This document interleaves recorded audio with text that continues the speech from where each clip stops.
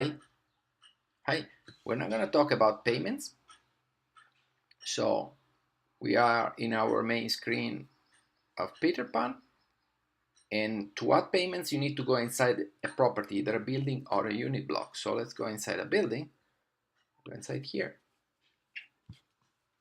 Very quickly, notice that we have these renters and these providers, right?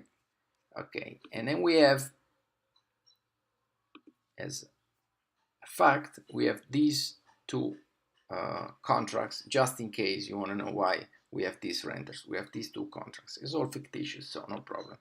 So now we're going in payments, and as you can see, you can add a payment from a renter or from a provider very quickly from here.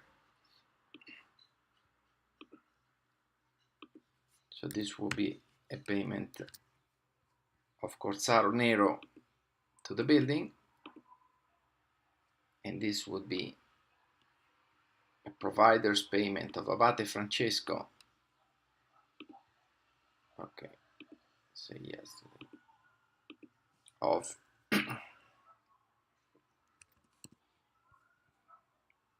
yesterday. This would be, so this is one way to input sorry, to input payments.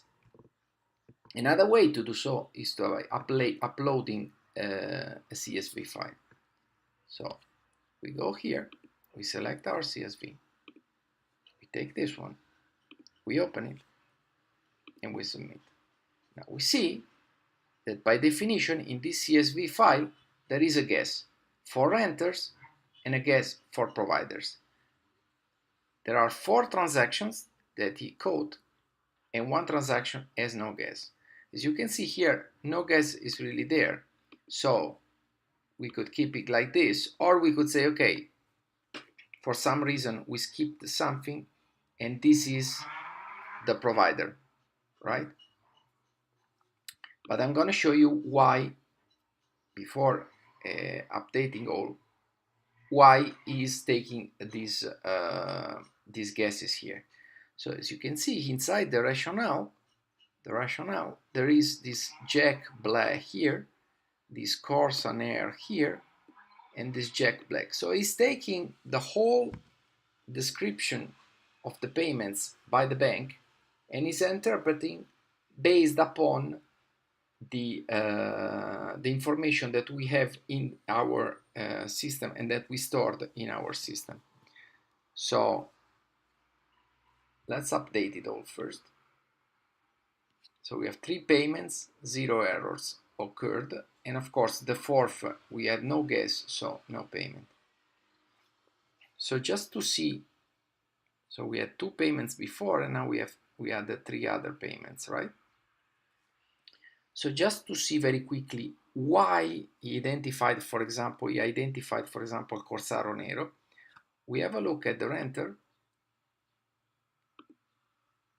and Corsaro Nero has Corsa Ner, as Jack Sparrow as bank keys. So these bank keys allowed us to interpret the CSV transaction, as well as for the renters. If you remember, we had Jack Black, and in the rationale coming from the bell, there was Jack and Black as the 2 keys. If you want to change the keys, you just go here and change the keys. But these are the 2 bank keys that we just need to do that. Now let's go back to payments. Just wanted to add 2 quick things. First of all, as you can see, you can edit a payment, delete a payment the way you want. Okay, so we're not going to go onto this. We're just going to have a look at these 2 payments, which are payments from providers, and look at this button here. This button here allows us to create a quick bill, which will be a cost bill, based upon what is there. So we check with the costs. Okay, and in fact there is no cost related to such payment. Okay, so the 2 costs for Jack Black,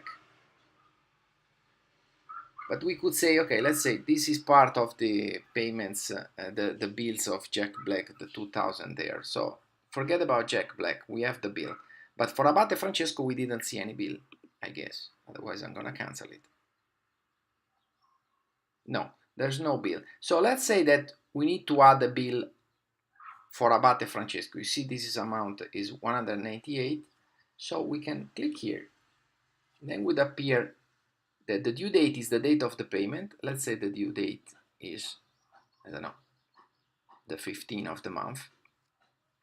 And then we can fill in the information about the bill. No, the description, jump, this, the cost, of course, of garden. Then there's no unit involved here, apparently, and the ref here is this. So if we now go, so it keeps staying in the page of the payments, but if we now go here in the cost, you see that we now have the bill for Abate Francesco. This is all for now. Thank you.